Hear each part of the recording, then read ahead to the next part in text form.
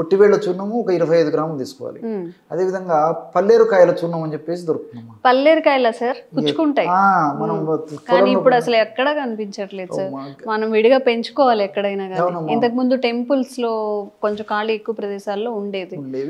So పల్లేరుకాయలు మనం దారిలో నడిచేటప్పుడు కూడా బట్టలు కంటుకుంటుంటాయి మాకు. సో ఆ పల్లేరుకాయలు ఎండబెట్టి తయారు చేసినటువంటి పౌడర్ కూడా దొరుకుతుంది. వాటిని ఆ కాయల్ని ఎండబెట్టేసుకోవాలి, ఎండబెట్టేసి పౌడర్ అమ్ముతారమ్మా. ఓకే, మనకేం కష్టపడక్కర్లేదు. పల్లేరుకాయల చూర్ణం అంటే ఇస్తారు. ఓకే, దాన్నే గోక్షుర చూర్ణం, మాట్లాడుకున్నటువంటి కొండపిండి చూర్ణం, కొండపిండి చూర్ణం, దాన్ని ఒక 25 గ్రాములు కలుపు. కిడ్నీలో స్టోన్స్ ఫామ్ చేసుకున్న వాళ్ళగానే చెప్పాలి. కిడ్నీలో స్టోన్స్ ఫామ్ అయ్యాయి అంటే మన అపరాధమే అది. సో వాళ్ళకి ఇంకెలాంటి ఫార్ములాస్ మీరు అందించబోతున్నారు ఈ రోజు? చాలా చాలా ఉన్నాయమ్మా. సో సందర్భాన్ని బట్టి చెప్పినది చెప్పకుండా అనేక చెప్పొచ్చు అమ్మా. సో ఈరోజు మీరు అడిగినట్టు మరి చాలా మంది కూడా మీరు కామెంట్స్ రూపంలో కూడా తెలియజేశారని చెప్పి చెప్తున్నారు కదమ్మా.